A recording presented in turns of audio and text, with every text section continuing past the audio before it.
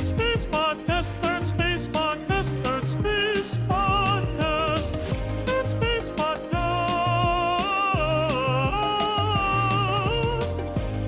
Hello, and welcome to the Third Space Podcast, episode number 95, Problems Afoot. Did you know that approximately 36% of the United States population wears glasses? I didn't. I just looked it up. But that's a pretty big number, I would say. And after a recent trip to the eye doctor, I have to say, I don't know how all of you people who wear glasses do it. Well, at the beginning of this podcast, Daniel and I talk about glasses and my experience, brief though it is, wearing them. So see if you agree with my takes or if any of the problems that I talk about are ones that you also experience. After we talk about glasses, we revive an old segment. We haven't done one in quite a while, maybe a couple of years, called Bennett Fixes Sports. Yes, we all know that sports as a genre in general has become a little tiresome. People are bored of our current sports. Sports popularity is waning. And so I take on the very difficult task of taking a popular or what used to be a popular sport and changing up the rules to make it much more entertaining and better. We've done this before with hockey, basketball, soccer, and even the Olympics. This time, the sport in question is football, American football, not the other one. So, hope you enjoy as Daniel and I go through all the pros and cons of football, and then many ways in which the sport can be improved. I'm sure you'll agree by the end, even if you're a diehard football fan. Hope you enjoy. Third Space Podcast, Third Space Podcast, Third Space Podcast, Third Space Podcast. Hello. Hello. You know, I have been wearing contact lenses since 7th grade. It's a long time. That's 25 years of wearing contact lenses. And I know I'm just diving right in here, but I have something to complain about a little bit. Okay. Shocking, surprising development. But because I've been wearing contacts for so long, I was thinking, you know what? Maybe I should get a pair of glasses, just in case, I run out of contacts or. I assumed you had a backup pair of glasses. No, I have not had a pair of glasses since. I started wearing glasses in 5th grade, and I hated them. And so I got contact lenses in 7th grade. I imagine you hated them with an irrational, first of all, I think all kids feel like it's either dorky or just doesn't fit their face, whatever. We're self-conscious beings, and you have maybe a high disgust factor toward things you don't like, mustard, pickles, lavender, or scenty, floral scents. I don't mind lavender, but very strong floral I don't know why I picked scents. lavender, Yeah. But yeah, perfumes you don't like. Right. And Coffee. I'm just kind of pulling from the things of and you were a hat guy, and then you were almost oddly, I'm talking Colorado Rockies, some Pee Wee League type thing or whatever it's called. And now, or they're up for 20 years, you were an anti-hat and anti-sunglasses guy, to the point that made me chuckle. I don't know what sort of identity construct you have, but we go on hikes and you'd be, or we went to Japan, and it's bright and it was summer, and you were just not wearing sunglasses, Bennett. And I always was just that's odd. It's a little odd, because that's it's not a fashion statement. It's not anything. It's just a comfort on your face. So I bring that just all to say that your resistance to things that don't kind of fit whatever idea you have of the self is strong. Yeah, well, that's a big part of the reason why I've avoided glasses for so long. I just think they look goofy on me. And I thought the same for sunglasses, although I allowed myself to become a sunglasses guy, within the last 3 or 4 years or something. It really does just become a hindrance to not have them when you're out hiking. So maybe the sunglasses softened me up or whatever the case, but I decided, okay, I'll get a pair of backup glasses just in case I ever need them. And then I also heard them described as sweatpants for your eyes. Sort of a you don't have to put in the contacts, you don't have to get all dressed up. In a way, it's just comfortable, right? You can just put them on and see, and you don't there's no stress about it. Just the sweatpants for your eyes. And that kind of pushed me over the line willing to accept looking a little bit goofy for the the additional benefit of some comfiness. It's funny you say all of this because I feel like I'm in my, you know me, I've always been like, I guess not fashion forward, but fashion conscious and like willing to pay a little extra for the fit of a shirt to be right or whatever, and kind of being on top of what the trends are. The last, you said 3 or 4 years, and for me too, like it parallels that, like as I've, whatever it is, like saved for a house or had like getting married or having kids or like these like way more important things than say energy toward staying on top of fashion trends, that has fallen off as a joy of mine.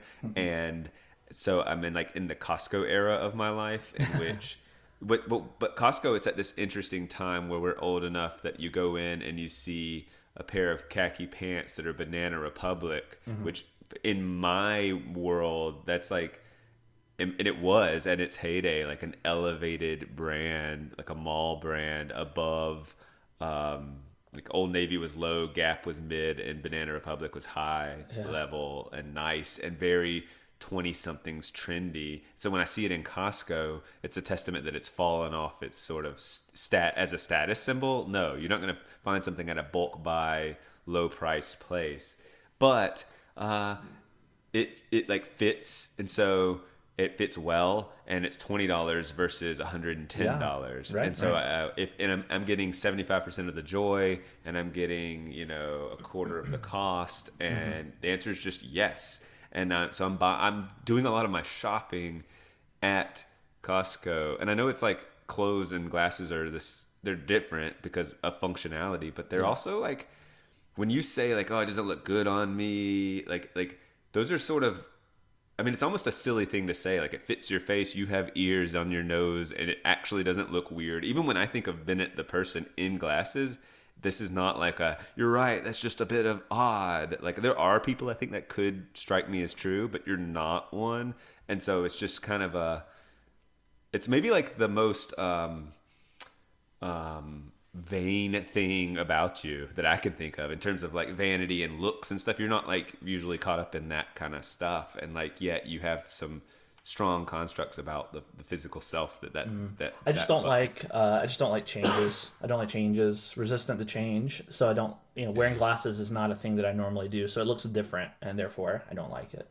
But doesn't it, like, what it does, if you talk about what glasses do, let's just talk really quickly about the classic look. Like, maybe in middle school it's nerdy, but as an adult it's just like a little bit distinguished, or a little bit intellectual, or a little bit that's about it. I mean, it's not that radical to me. Right.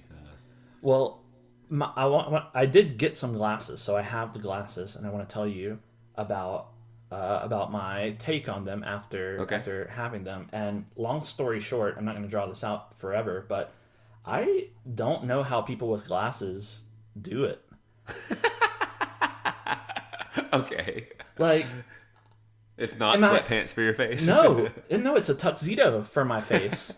Is the thing. Like, my expectations were totally flip-flopped here because they actually don't look so bad. Actually, when I see myself in them, I'm like, hey, those don't look so bad. Yeah, but the comfort level is really poor. They're not sweatpants. They're annoying.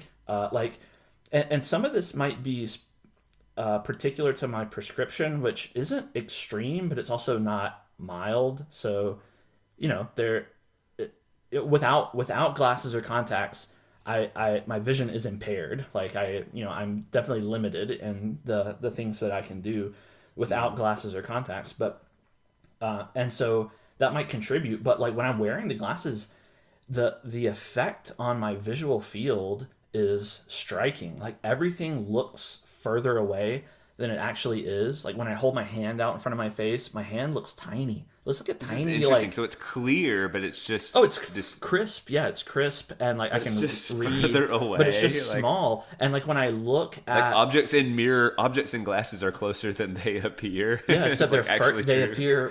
Yeah, right. They are actually closer than they appear. They are, so, right. Yes. Like, my hand looks like a little girl hand or something, and like, when I'm trying to, like, when I was eating some salmon. I was eating some salmon, and like, I had a piece of salmon on my plate, and I knew that it was big because when I bought it, I was wearing contacts, But when I was looking at it with the glasses, I was like, I'm so much hungrier than this little piece of salmon can relieve. Like, this is so small.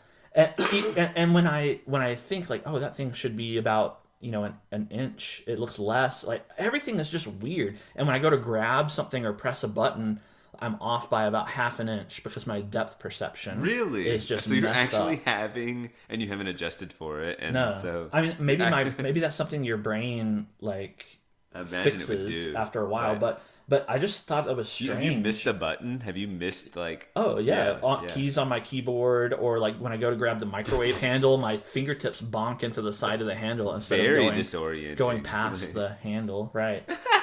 Yeah, It's and way more dramatic than I thought. Well, I thought me too. I was like, I did not I think. thought you were gonna say your ears ached a little or something. my ears or it didn't sat have a on problem. the bridge of your nose a little oddly, or It something. did sit on the bridge of your nose. That's very mild and expected. I mean, if you look down, the glasses will slide down your nose a little bit, or like if I'm doing push-ups or something, they'll just fall off, and that's kind of annoying. But what that's just by design. They're not. Yeah, Right, It's just gravity, I guess, and right. angles. The weirdest thing though is just how strange the world looks when you're wearing them. Yeah. Like, because when you're wearing contacts, everything in your visual field is clear. Your periphery, straightforward. Everything is clear, and everywhere you move your eyes, your vision is the same.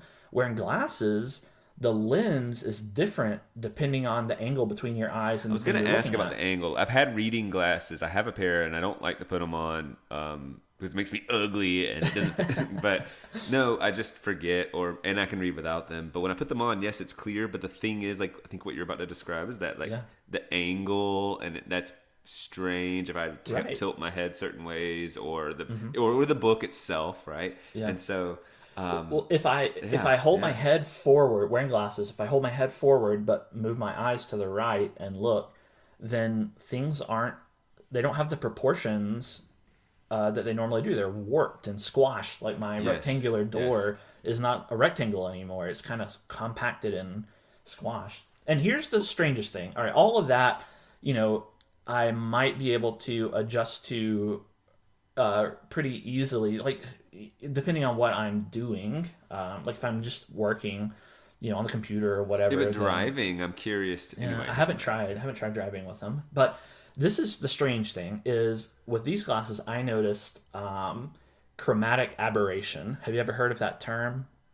No, I'm trying to figure out what it means. I know what aberration, but yeah, it's a term usually in photography. Color, like color, right? So like the lenses diffract light of different wavelengths differently, and so what I see when I'm wearing the glasses, especially in areas of high contrast, like looking out a bright window, for example, along the edges of things, the borders between light and dark, I see on one side of the border a red like ghost line, and on the left side of the border a blue ghost line. Ooh. So with the glasses on. With the glasses on. Yeah. With the glasses off, wearing contacts, I don't see any of that. Everything looks normal. With the glasses on, it's almost like a very, very, very mild version of wearing the red-blue 3D glasses. 3D, yeah. Where things, like, it gives everything this kind of unreal, floaty feeling. Oh my gosh. This is such a dramatic experience. I know, just wearing glasses, You're right? like, you're fundamentally disoriented, and I mean that as if you're oriented in the universe and you put something on and you're half an inch off, you're like, it's that's strange. Like so it's really strange. So all of the warping and everything, I thought, okay, well that is somewhat within my expectations, but this chromatic aberration I didn't expect. So I went back to the optician and I described it to her, and she had never heard of it, or she said she had never heard of it. An optician, and I was like, "Are you serious? Like you've never heard of this? Like this is your job."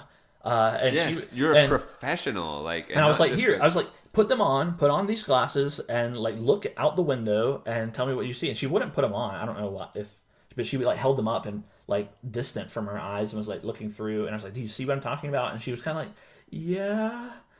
But I don't think she really know did. if she did. I don't think she did. And she Well, then I'm actually curious if your professionally. eyes see red and blue, and we call it red and blue. Okay, mind blowing, crazy. But like, is it?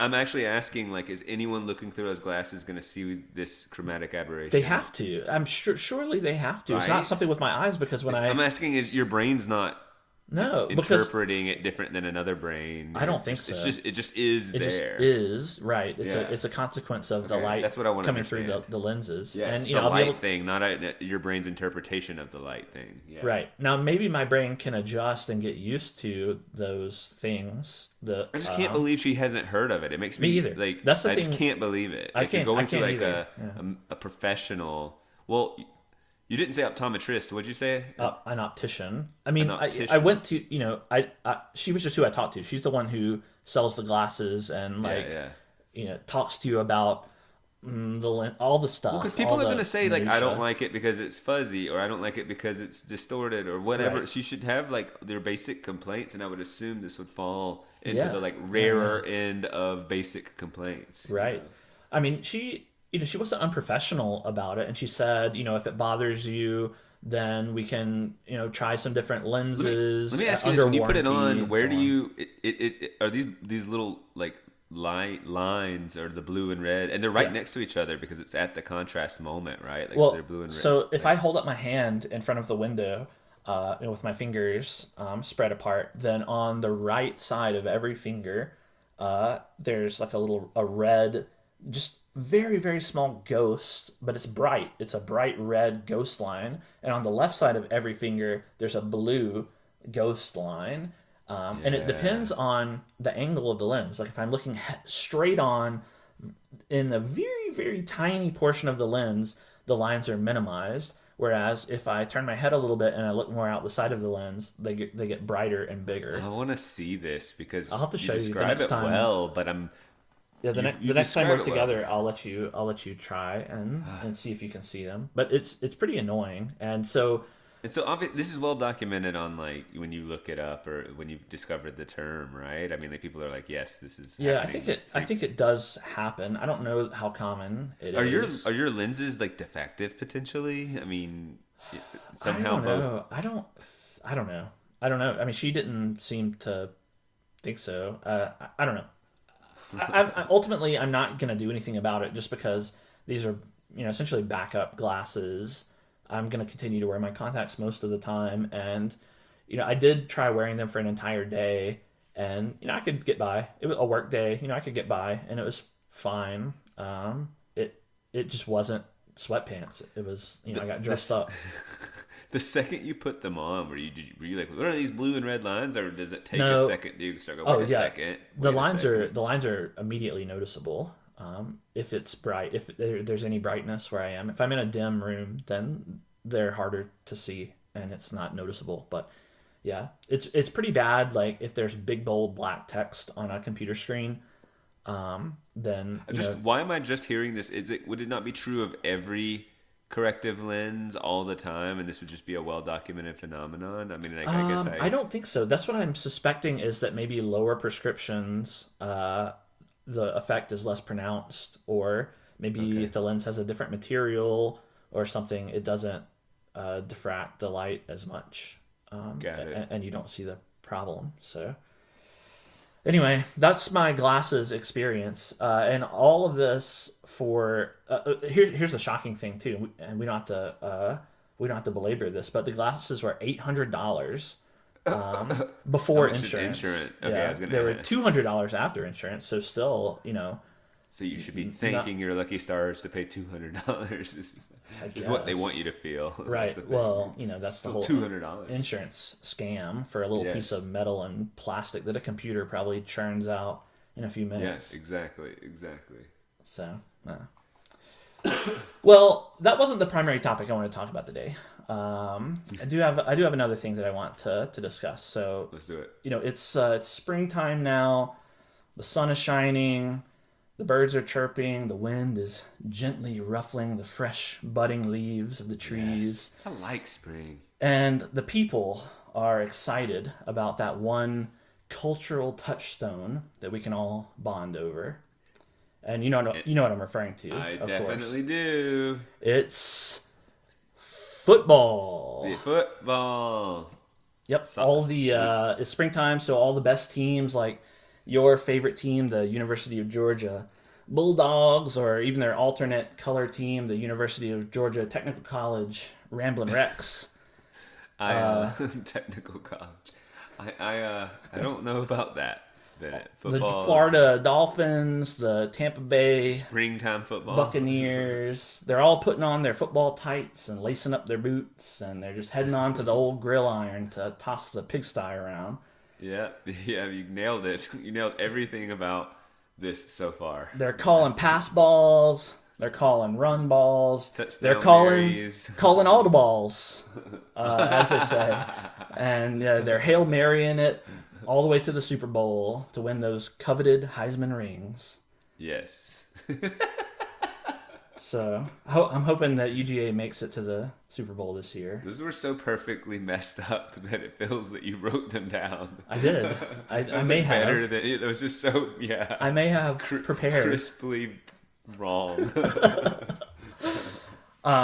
Football, it's popular. It's been around since the 1800s. It's kind of a combination between soccer and rugby. That's kind of where it evolved from.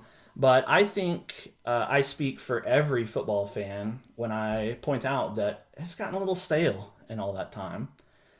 These days, people seem to pay more attention to the halftime show or the commercials than the game. And almost no one pays attention to the stats and the players and that kind of thing. So, as you might expect, I am going to take this opportunity to rectify the situation and fix football. Have we not fixed football? A long-awaited episode, Bennett Fixes Sports with football.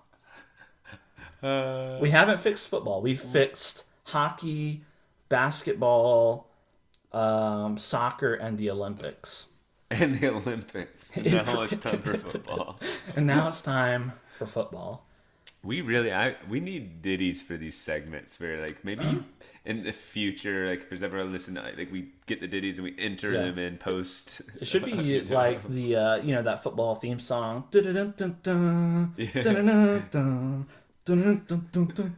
Bennett Fixes Sports. Something like that. Yes, that's very exactly. That's good. That's a good idea. Yeah.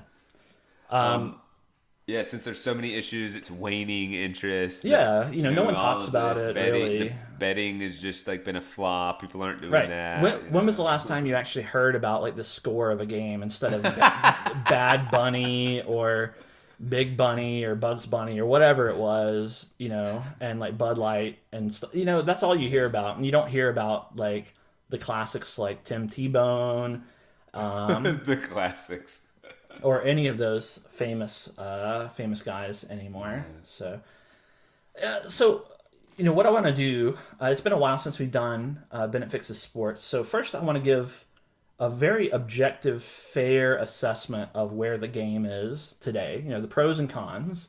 Yes, and then very fair, very accurate. Right. And then I'll try to walk through and present some improvements to the game that would make it a better sport for everyone, the players, and the fans as well. I can't wait because you're just the person to do it. Is why why you have this segment. Yes. You understand the soul of the sport. So when people are tired of it, you can just refresh the soul, maintain the spirit of it. Right. Now, some have called me a Renaissance man. I don't know who they are, and I've never heard them, but I'm sure that they are out there. And that's why I can rap. I can write rap songs and country songs. I can do poetry, and I can fix sports. So I feel like I have the credentials to do this. Bennett, Renaissance man, last name. I almost just said it. I've held a football before, so I really, I kind of get it. Yeah, you get it. You get it. On the plus side, where it's at now. On the plus side, I would say actually in the pantheon of sports, football ranks pretty highly.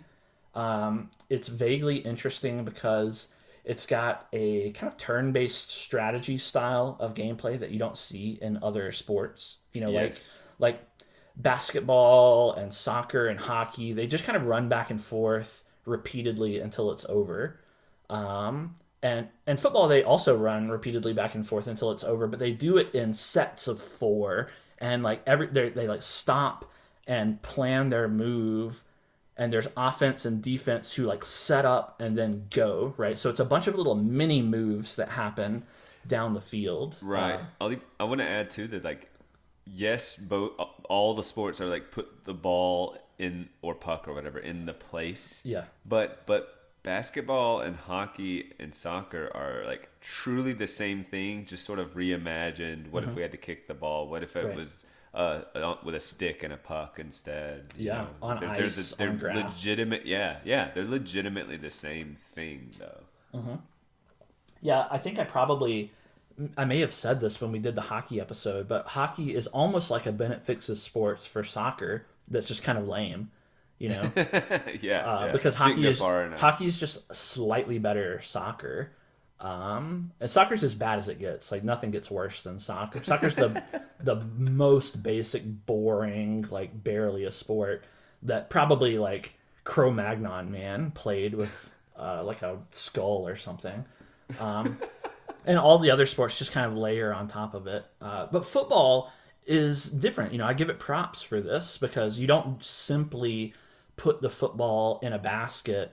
You know, there's the field goals. You can kick it through the field goals, or you can run it across a line. And, you know, does that inspire poetry and feats of bravery? No, but it's better than a basket. You know, also it's peculiar when you have your team and there's the defense and the offense, but like think about how you're trained and you have a coach for your defense and a coach for your offense. It feels like it truly is almost like there's two some strategy. Separate teams. Yeah. I like that. I like that variety. On the more petty end, the football is kind of big. It's large compared to like a baseball or a hockey puck, so all the audience, all the fans in the stadium can kind of see it. It's visible.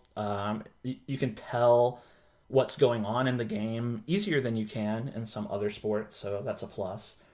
The point totals are significant without being overwhelming.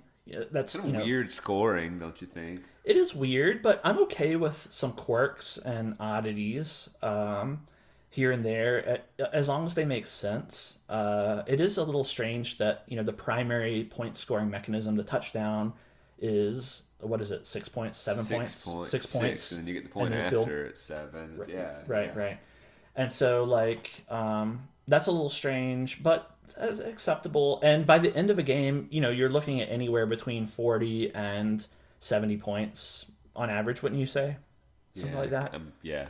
Whereas in soccer, you're lucky if you get 1 point on a team. Like, that's just, they messed it up. That's a fundamental mistake of a sport, to make it where after you have to sit there bored for 3 hours or whatever, your team only scores 1 point. That's ridiculous.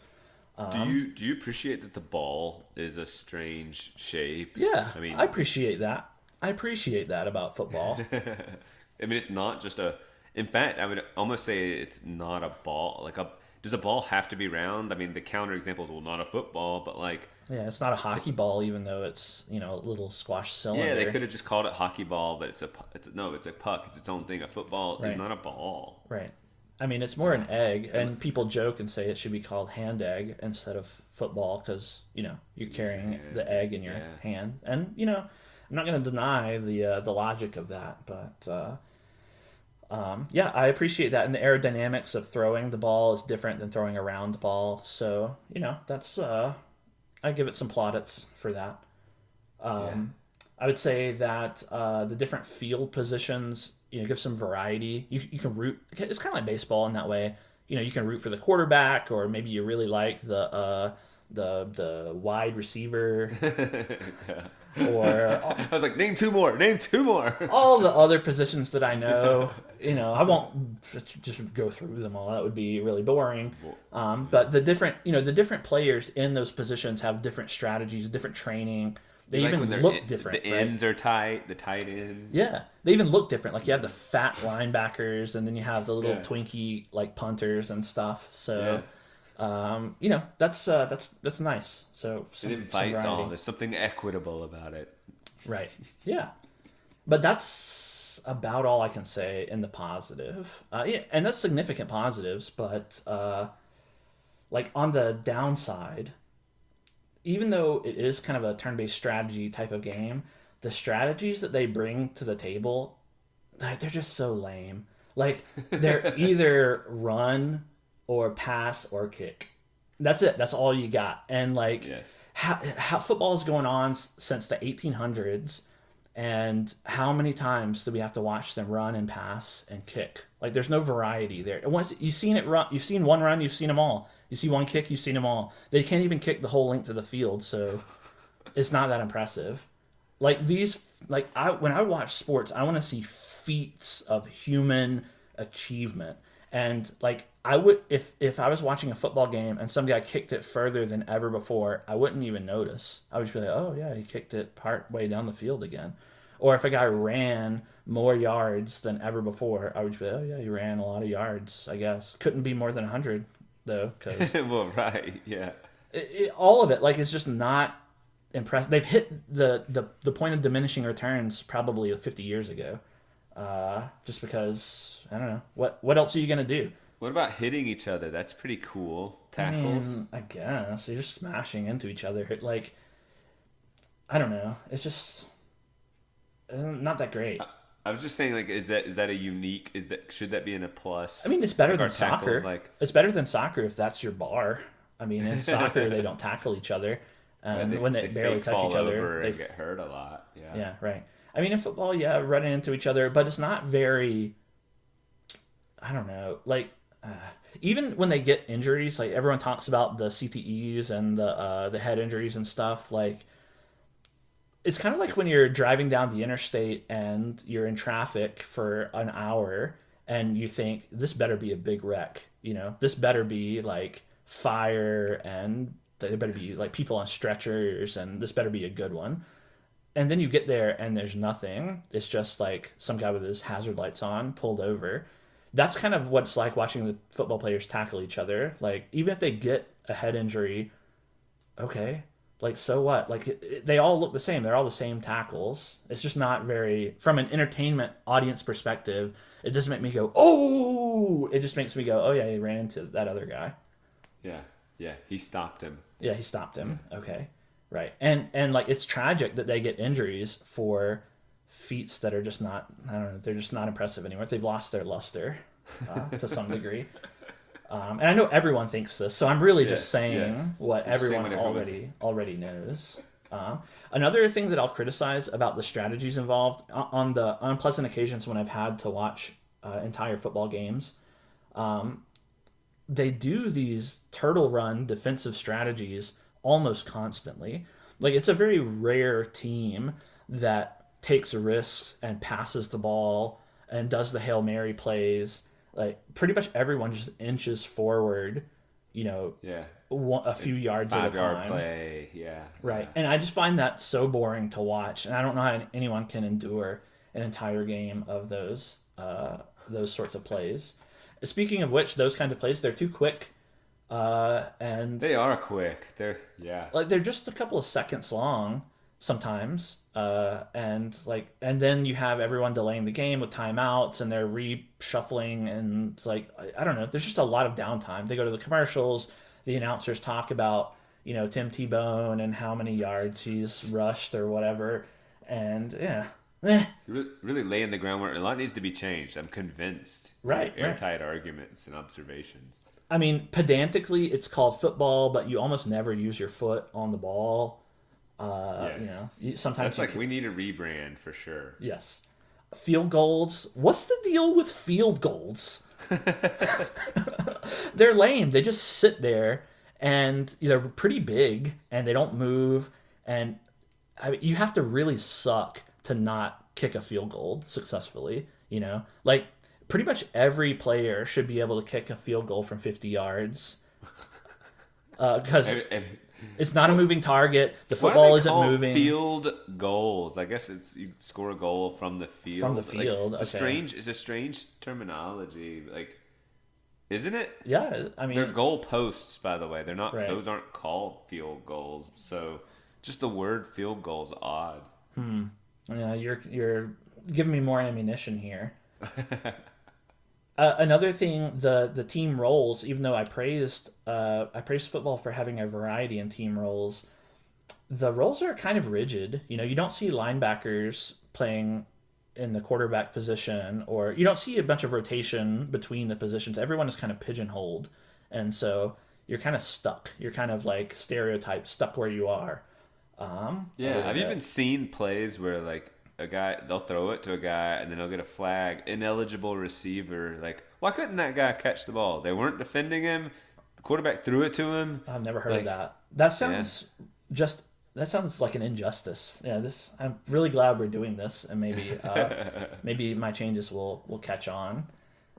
And like another thing that baffles me is like watching a game, the audience enthusiasm.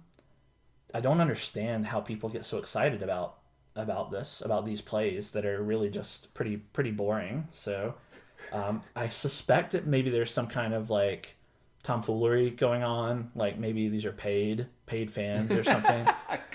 Because I don't really think that anyone would really be that excited about a football game. And so, maybe a bit of a conspiracy theory, but I think that maybe something shady's going on. Pretty sure. Yeah, they're pumping in some sound in those stadiums. Yeah. So, with all of that said, are there any? Do you think I've got anything wrong here? Do you think I've really got my finger on the pulse of football at this point? I hope I've convinced you. I think you've so convinced me. I'm ready to throw away football. I might never watch a game again. Well, no. Don't throw it away. We can fix it. We can salvage it. We can salvage it. Like anything, the game has to evolve over time, and we've been stuck in a rut, this football rut for 200 years or something at this point. What are we on? Super Bowl? We had a Super Bowl level 3 recently, and that was supposed to be some big thing. I don't remember what the last one was. Level 3. Yeah, LV3. Oh, okay, yeah. And so that I would assume that would be a big one, but it really wasn't. And so we just need change. We need some change, and I think I've got some fixes that'll make the game better. So first off, just a basic rule that I don't know why this isn't in place already, but all the teams, as you're aware, have mascots. These big colorful characters. Right. That's a delight. Yes. Running around on the side of the field with their big furry suits and everything. Please don't get rid of those, Bennett. No, I'm not. I love them, and in fact I want to promote them further by giving them a position on the field. It's a no-brainer. Your mascots should have to play. It should actually be like Harry Potter. You know how in Harry Potter where if you catch the snitch, you win automatically. Yeah. If your mascot scores a touchdown, that's it. Game over. You win. And it's still a person in the outfit. It's not like... Oh, it's not the actual... You're not really getting a tiger. I'm not... Yeah, exactly. Yeah, I'm not right. That would be silly. That would be silly. Totally silly. I'm not here for the silly suggestions. I'm only here for the serious suggestions. You want to improve the game, not make a joke. Right. This isn't a laughing stock. This is... it's meant to still be sportsmanship. So, yeah, get those mascots out there in their fursuits and have them play. And, imagine the Hail Marys...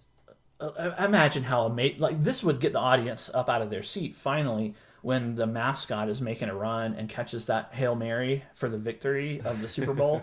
I can't imagine anything better.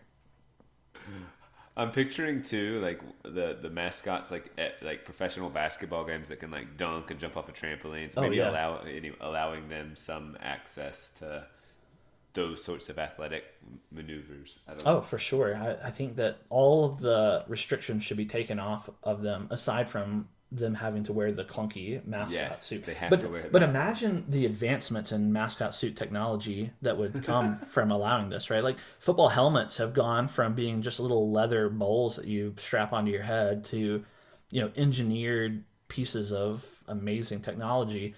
And the same will be true for mascots as well. So I'm excited at the thought of that. If it's allowed, and there's no rules on those, whether it's jetpacks or who knows. Ooh, now you're talking my language. So that's one minor rule that I would like to add on to the game. I guess I'll toss out another minor rule before I get to my major twist on football. I think that I criticized the teams for being static and pigeonholed. So I think that a way to rectify this is that the winner of every game gets to immediately either make a recruitment or force a trade with the other team. With the losing team? Yeah, with the losing team. So let's say the Georgia Bulldogs win their game against the Florida Dolphins, and so they can either recruit a new player like from the strings or how the drafts or whatever they do. Immediately at that point, bring a new member onto their team, or they can take their guy who sucked that game and trade him for someone on the Florida Dolphins. That one game, you drop that pass, you're going over there. Yeah, it's not mandatory that they do this, but that's their privilege as the winners of the game to do that. And so the team composition is always changing, and they're able to, over the course of the season, accrue an elite group of players that they might otherwise not have had. And that means that the final games of the season are going to be super intense, right?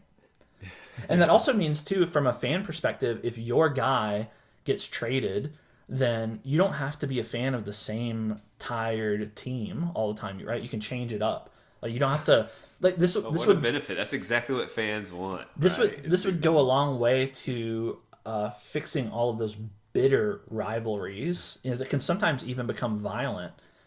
Because if you're a Georgia Bulldogs fan one day, you might be an Alabama Roll Tides fan the next day. That's exactly what the fans want. Is they don't want deepened rivalries. They want to just follow a player. I knew you would understand me.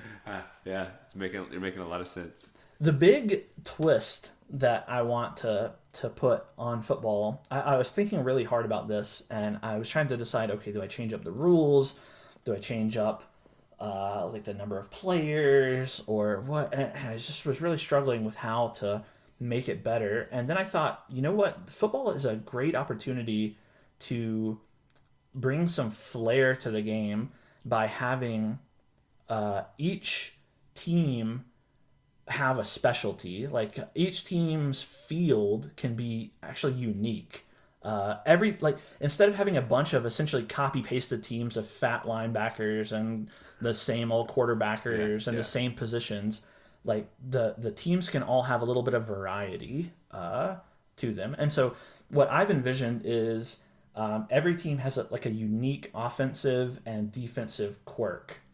Usually these quirks, like a fighting game, and you're like good at this one thing or whatever, kind of like that. You'll see where I'm going with it. And so usually the quirks are related to their home team or their home city or state or whatever, just to kind of make it fun and interesting. The defensive quirks are typically elements of their field or stadium that radically change the game. Even the rules of the game might be different from stadium to stadium because of these defensive quirks. And then the offensive quirks are like special tools or actions or rules that the team brings with them onto the field, whether they're at home or away, that they can use. Are these quirks, since like the Georgia Bulldogs, you would think like, all right, what can a bulldog do? Would it be allowed to do? Kind of like compliment instead of just random things. It's like it fits our aesthetic and fits your identity as a team. Team identity. Let me give you some examples that I thought of. So for defensive quirks, the field and stadium quirks, like you've heard of the Nebraska Cornhuskers, right? That's a okay. That's a football team, and on their home field, instead of grass, it's corn. It's a cornfield, and you're playing in the high stalks of corn. Like, imagine how that would change the game for the better. Maybe even obviously. amazed that the home team already knows. Could be. Yeah, could be. Maybe that's what happens. Over the course of the game, the corn gets kind of stamped down into certain paths, right? Or, the Alabama Crimson Tide. That's the Alabama Roll Tides, as they're affectionately known by fans. The field, instead of, again, just being grass, it's like it has these marshy, like knee-deep water sections, and they're colored red, for effect. And you kind of have to high step it through them sometimes. You can imagine the football players having to charge through the The low tide. I actually picture the what is that? It's a toy with like the blue ocean and it rocks back and forth. There's like an oil and a water and it it maneuvers so like the whole stadium kind of rocks back and forth and the tide just rolls. Oh, I like it. I love it. And that would like imagine the different strategies that would require, and you would have to recruit people differently based on what kind of field you're playing on. Swimming might be a skill for this team. Right. Could be. Swimming might be important to be able to like quickly dive under, a defender or something like that and pop up on the other side and catch the ball. I mean, you could imagine like for the Dolphins, the field might be on a beach, right? And so like the left half of the field might be kind of in the surf a little bit, and the right half might be in the soft sand. And so you have to strategically decide: am I going to go on the water side or the sand side? There might be even like this one player who plays dirty and he tosses sand in the eyes of the other team, and the fans are all like boo, and they hate him, but they kind of love him. They probably make a movie about it, that sort of thing. I'm trying to picture the Green Bay Packers and like cheese heads and something with cheese. The field would probably have holes in it, like Swiss cheese. You could fall down to like this other lower level or something. Yeah, that's good. Or maybe you fall through the cheese hole into the bay. It's like built over the bay, and you fall into the freezing water and have to like swim to the edge to climb back up on the field or something if you fall in. It's so sci-fi. It's like a strategic move to like tackle your opponents into the holes, and they're down a team member, when they fall in the holes until they come back. That's a great idea. Some other ideas I thought of, like the Notre Dame Fighting Irish. Okay. All the players have to achieve a .08 blood alcohol content level before the game. Oh, that's a funny one. Yeah, I like that. That could create for some interesting gameplay. Yeah, for sure. Right, and just again, imagine who you recruit. You're going to want the people who can handle their alcohol a little bit. The Carolina Tar Heels, put some sticky patches, those little rat catcher patches all over the field, and like maybe like they get stuck to them over the course of the game and they can't get them off. Yeah, exactly. That's a good idea. I like this. You know more teams than I do, so you can really. I'm trying to think of like some strange ones, like there's some horny toads. I don't. We have this. We'll keep this PG-13. Everyone has to take a lot of Viagra before the game. Get a massage, a sensual massage. One that I thought of is for the New York Giants. This is less about Giants and more about the New York part. Like, what if the field was on the side of a skyscraper and like the team on offense is like rappelling down from the top of the building, like with gravity, and you have to dropping the ball, strategically dropping it to their teammates as they try to score. That would be pretty cool. Or even going up could be its own throwing up. Yeah, it could be, right. I don't. It would be hard to climb, but we don't have to think about it too hard. We just have to think about how entertaining it would be. Yes, it'd be entertaining to be on those like window washing. Exactly. Or like be inside on the floor watching the team like run over. Oh yeah, the fans on the inside of the building. That would be pretty awesome. Right. Yeah. The San Francisco 49ers, that's their team, right? Like you could have homeless encampments everywhere on the field, like real homeless people on the field that you have to like dodge. I just thought you were going to go with something about 49 players. I thought about that. Expand the field so that each team could have 49 players. But I thought homeless encampments would be, it's just giving privileged, seats to the needy. Tell me about the Cleveland Browns. Oh, the Cleveland Browns. What is a brown? Well, they could either. Is it a bird? Well, no, it's just like their helmets are just like this sort of brown, orangey nothing. There's nothing. Surely on them. It came from something. Like, are we just gonna go like with a kind of like edgy race thing going on, or are they gonna be playing in mud or poop? You know. Well, let's be real. Making the whole team black wouldn't really distinguish. It's not really. I mean, I hate to say it, but that's not much of a change. Maybe we could make the ball could be brown. I don't know. Cleveland. What's special about Cleveland? Drew Carey would say the Cleveland rocks. Cleveland rocks. Okay, so maybe That scatter was the intro rocks. song, sorry. Scatter rocks around the field. Rocks, Cleveland rocks. Sorry, really weird reference. Yeah, put boulders. I don't know, but Cleveland probably doesn't really have boulders. I don't think about that one. I did come up with some backup things. So teams with less interesting themes or names, you got to come up with something, right? So even if it's not directly related to your city or state, maybe as I think it was Abraham Lincoln said, "Be the change you want to see in the world." I'm pretty sure he said that. And even if you're not, you land amongst the stars. Yeah. Cleveland, maybe it's such a boring place that their team name is simply a color, and so they come up with a new field. That's what Cleveland is known for, right? Like they're known as the field that has treadmills and trampolines and like wall running and stuff, like parkour field.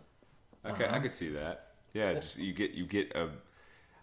What about? I'm sorry, I'm trying to think of other teams like the Jets, the New York Jets. Oh, the Jets! You already nailed it. Jetpacks. All day, yeah, right? That is like jetpacks. maybe that's their offensive quirk is like all the players get jetpacks, and like for the Jets, the home team, they've practiced in jetpacks, so they're really good at it. But the other team who's visiting, they're gonna have to learn the jetpacks, and maybe this is something this changes the whole dynamic of the game, right? Because all the teams have to try to be aware of what other circumstances they might be playing in. You can't just be fat. Like today, that's all that's required to be half of the football team is just be really fat. Yeah, that's it.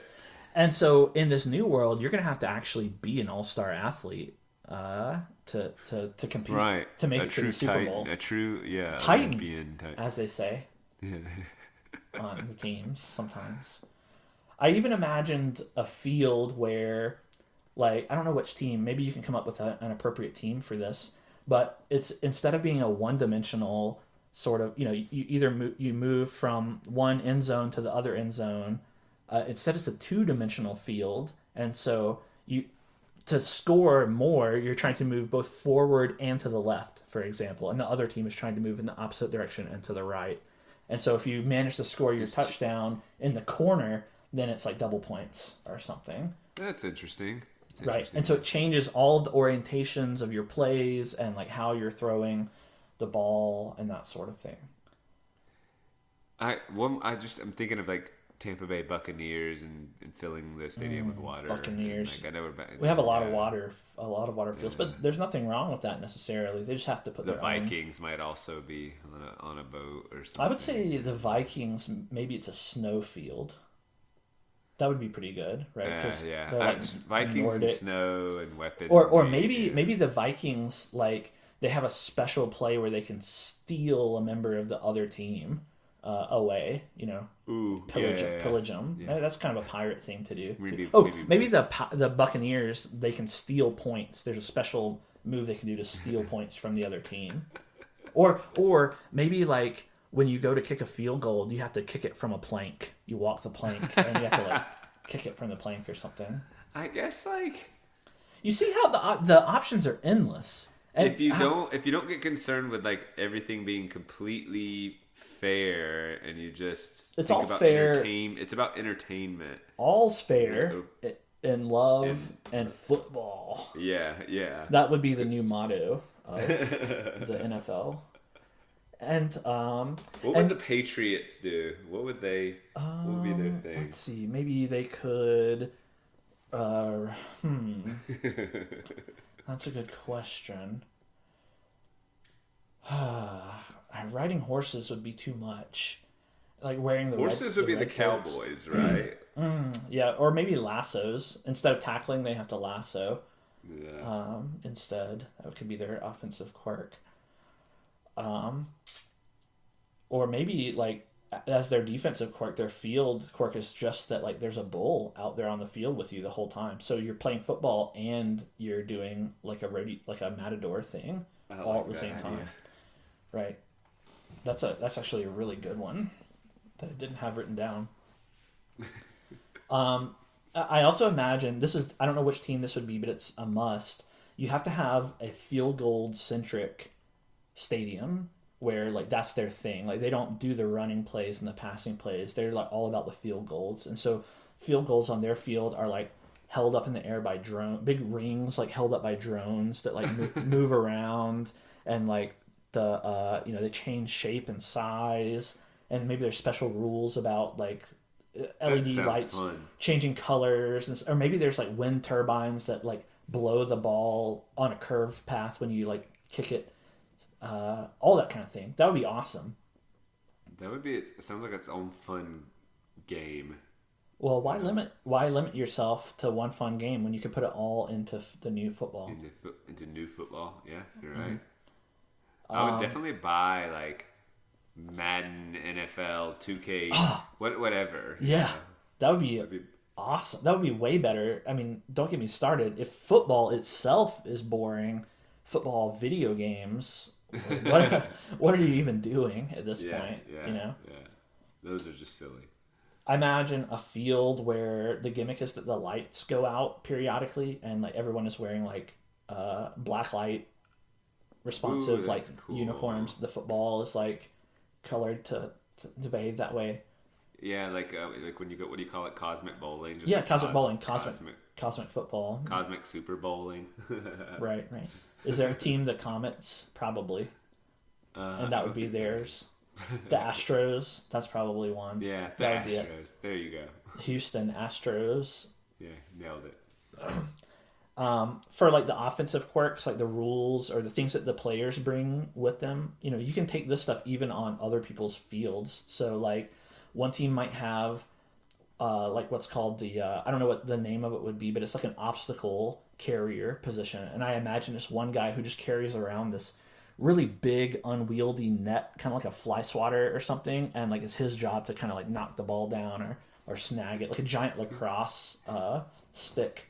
And that's his job, is to just go out there and just wreak havoc with There's that thing. There's something so strange about these discussions that puts me in like this is how like little kids talk, Like it brings me back to like, did we talk like this in 5th grade? You mean it brings you back to the beginning of the sport when everyone was excited about every little aspect of it, and they just thought it was magical and whimsy. And they really wanted to get out there on the field and play.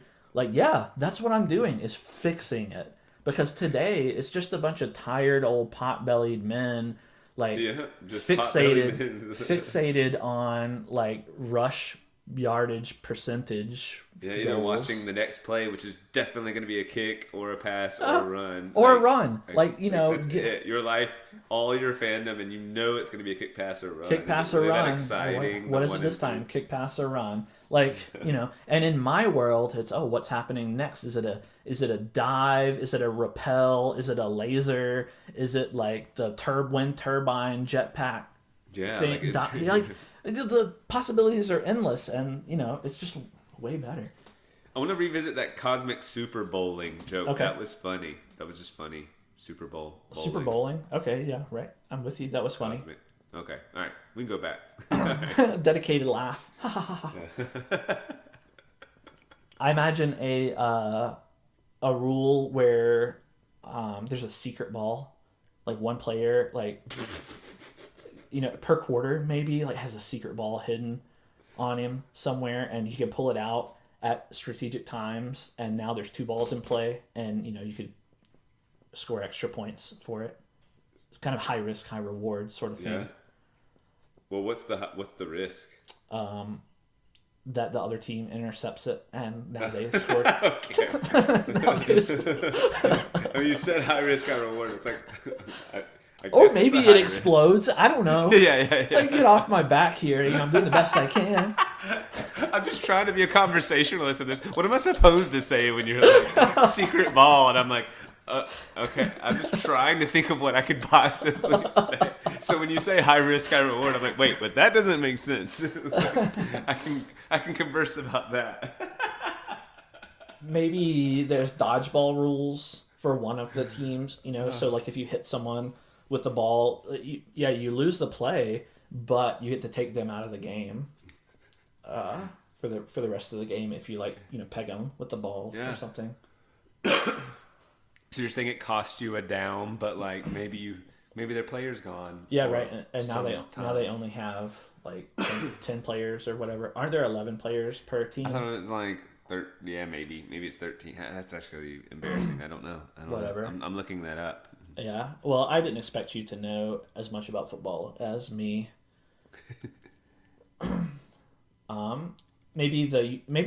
It doesn't have to be everything complex. Like maybe they're just greased up. Yeah, it's 11. It's 11 and 11. 11 players. Yeah. Unless it's Canadian, then it's 12.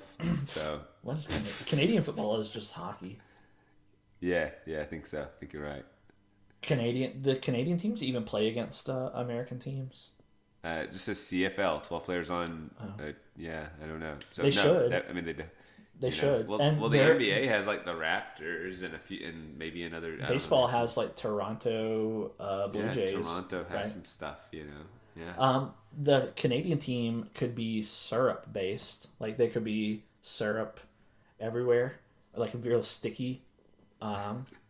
They could their whole uniforms may be covered in syrup, so they're all real sticky. Maybe you could throw the ball to maybe it's just like it's not real syrup, but everyone kind of pretends it's syrup, and it's like Velcro on the ball and on their uniform, so you can catch it even if you don't use your hands. Right, it just sticks to you. That would be kind of crazy. Yeah, it would be kind of crazy. The Mounties, you have the Mounties out there on their horses. I like that. That's good. Yeah. And what else about Canada? How many? Let me just. I don't know what else about Canada, but I'm interested in this. They commit suicide if they lose. They get assisted suicide. Yeah. One player has to quickly. Yeah, they quickly sign the contract, and there's no verification, and public assisted suicide. Yeah. Right, paid. Public aid in dying. Football aid in dying. Fade. That's pretty good. Football. Paid and fade. Do you have any thoughts about the 11 on and 11 offensive and 11 defense and the sort of structure? Like, are we maintaining that? And by the way, their active rosters on NFL teams they have 53, so they need definitely 22. Players on their team. Well, I think that, because of the rule that I instated where you can recruit new players, I think you start off with only 11 players. You start the season with the minimum possible, and everyone has to fill every role. Minimum would be 22. Got it. Yeah. Right. Okay, and then every game you win, you're either trading or recruiting. And so by the end of the season, you're going to have a big roster that you can choose from. And maybe your guys specialize. Like maybe one guy's your jetpack guy, and one guy is like your your horseback guy, and one guy, he I don't know, maybe what else? Like he's really good at running through quicksand or lava, jumping across lava stones or something. I like this idea of your team only having 11 people in the end of a game, and you recruit one, and it's like, I don't know, what does that mean with Super Smash Brothers, and the person challenger approaches. That kind of but that moment, your recruitment happening. Oh yeah, just as an announcement, and it's he's back, because this person's not playing currently. What team is he going to end up on? That's exciting. Right. He or she, right? You're cool with that. Oh, I'm so beyond cool with the equality. Women are definitely going to excel in this league. Yeah. Everything you said is. I mean, I think it goes without saying. Yeah. Have you fixed football? I've mostly fixed it, and so I mean the all of the fixing is in the special things that the teams bring to the table, in their fields and in their special rules. And it then of would course, make me a fan of a team. Like I would actually go. Like I would. Oh, me really too. like the fact that you do X, Y, or Z, Right, and I right. would like appreciate that, and I'd have a reason to be a fan of the team other than like. Yeah. I mean, think about it. It's like, oh, I lived in the town, that's why I'm a big fan, deal. or I like the colors, Yeah. or Big- I liked this one player that was there 10 years ago. Like, I don't. Why Yeah. are people fans of these things? You know? Just for no real reason, just because their lives outside of Proximity. football are not satisfying enough. Inevitably, that's why. It's because they have no joy or reason to live in life, and so they cling to these tired football teams. And now we want them to cling to these And exciting now football cling to these teams. exciting football teams that are special and meaningful and speak to them deeply. Yeah, I mean, yeah. like your field is a beach, for God's sake. Like, That's worth clinging. Give them something worth give them clinging something to. worth clinging to. The Patriots, they got people wearing wigs out there, for goodness sakes, carrying the muskets. Yeah. Oh yeah. We'll do something with cannons and muskets and yeah. And then, like, maybe, I would be worried about teams, because, like you said, from a certain perspective, a certain very unimportant perspective, it's not fair. And I would not want one team to dominate for decades because they have a special field that they are particularly attuned to, And so I think maybe there should be some time period, 5 years or 10 years or something, after which the teams have to refresh their gimmick, So like the Cornhuskers, maybe they change from their cornfield to something else. Yeah. And it could still be corn themed potentially. But it could just still can't be a corn cornfield. themed, Like, right? But it can't be exactly the same. You have to change it up. It could be simple. Like it could be a different kind of field, and maybe they make it L shaped, or I don't know. Like some of them might be lame, and some of them might be exciting. But you just shouldn't. No. You shouldn't be able to keep the same gimmick for more than a decade, maybe. I'm curious keep if things you fresh. the big reveal would be like on the first game of the season, everyone's really tuning in, or Oh, do you think absolutely. they've already told everyone and they're just Well, anticipating what's there are that gonna be probably like? some rumors, and Yeah. like they probably have to like keep it hush hush as much as they can. But definitely seeing the players utilize the field is going to be a huge deal, right? It's going to be like Yeah. the first game of the season. Now in current football, nobody cares about the first game of the season. No one even watches, really. Like the stands are empty. No one cares because what really matters is the Super Bowl at the end. Yeah, very accurate take. No one cares about the beginning. But in this new world of football, like the first games are going to be just as interesting, if not more so, than the Super Bowl. Speaking of which, the Super Bowl is not going to be played on any team's field. It's going to be a special event created. The greatest minds in football are going to get together and put together like a master field to rule them all. Is it different every year? Yeah, it changes every year, so the teams don't know what to They expect. show up and don't know. They have to Wow. be true athletes and like think on their feet and able to take on anything. Yeah, that sounds and so it has like a unique field. Is there a halftime show still? Are we honoring that like classic? I think we should keep that tradition. I mean, that's like the only thing that's persisted through the years of football and remains popular to this day. So I think we would be doing a disservice to the sport to get rid of the halftime show. Every football game has a halftime show. So we just bring in someone who's like It can stay the slightly same. past their prime, but hasn't. No, you it can stay the same. Bad Bunny, I think, for Yeah. all of them. Maybe. Oh, just okay. That's what you meant by the same. And he, that's just his job for now is to fly around to all of the football games and perform. Oh, now all the games, or you mean just once a year? That's his job. Oh, you mean only the Super Bowl? Yeah. I meant Super Bowl. Well, I don't know. Maybe I don't know. I think every game kind of deserves a halftime show, don't you think? Well, they get those through the band and like, or throw in some like Dr. Pepper does something when you throw a ball or something. Just silly stuff like that. I don't know what you're talking about now. Yeah, Dr. Pepper has. Oh, that's very funny that you don't. Yeah, they just don't put like a big. Imagine just like a little like a burn barrel, but like Dr. Pepper branded, and then cutting a hole. Except it's got a top on it. It's a little bigger, and now they cut a hole in it, and then you stand like 10 yards back, and two people start throwing a ball. Like there's two of them, and one's in front of each participant, and they start throwing balls, and whoever can get more in like 30 seconds. Are they fans? They're like people from they're the fans, audience. yeah. And so like, sometimes it's hilariously bad, but people Yeah. have really like gotten good at like instead of throwing it like you picture a football, they like almost Lob it. pass it like a basketball, like Yeah. boom. Like, and sometimes there'll be like a person who can get 25 of them in there, and then Wow. the other one has like 4, and it's just like hilarious. So it's kind of like the president throwing the first pitch of the baseball game. Like, yeah, I mean, it's just like, or it's just this will happen, and a people just spectacle. love if someone's like in a rhythm and throwing it, and then Dr. Pepper cuts them a check for whatever, and that gives me a good idea. Like maybe there's an additional rule where, every game, one lucky fan gets to join the team and like be out there. And, like it could be a kid or something. So you don't want them to like die. So maybe it's just kind of a wholesome thing where the teams both like kind of pass them a ball every now and then and let them score or let like, them score.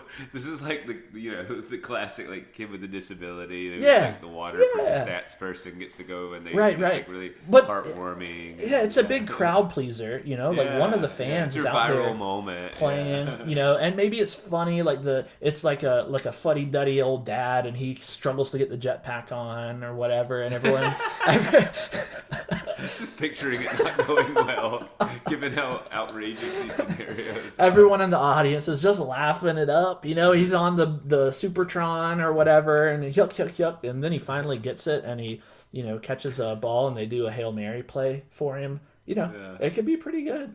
You would watch the YouTube compilation with that video in it. I guarantee it. I guarantee it. You fixed it. You I fixed did it. Football. That's it. I fixed football. I really struggled to come up with a new name for it. I like to try to come up with a clever name, but I'm sorry to say that I failed this time. I thought that maybe because the gimmick is changing fields, we could call it field ball, but that's just not very good. That's pretty lame. Field ball is not an improvement. Yeah. Right, It's it's not spelled FB and. Right. Yeah. Right. I thought maybe fantasy But football's football. the worst name of all of them. So like surely fantasy. Fantasy football, because this is pretty fantastical. Yeah, it sounds think vaguely about it. familiar, but like yeah, I don't think it's taken. Not just fantasy ball, but fantasy Ooh, football. yeah, fantastic ball. Fantasy ball. I don't know. See, I struggled. I thought maybe you could help me come up with a No, good my name. creative energy spent. I think we put it all into fixing this sport. As we and should. not- As we yeah, should, really. yeah. Our You know? energies were correctly distributed. I think so. And so, it's still football. Which is maybe one of the more absurd points. That we're just still calling it football. well, I expect a lot of gratitude. And maybe, if anyone out there who's the owner of football now?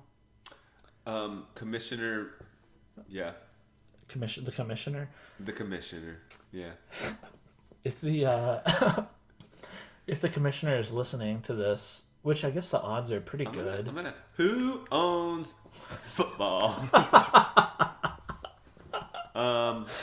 There's a book called "Who Owns Football: The Changing Face Who's the author? of Club Ownership."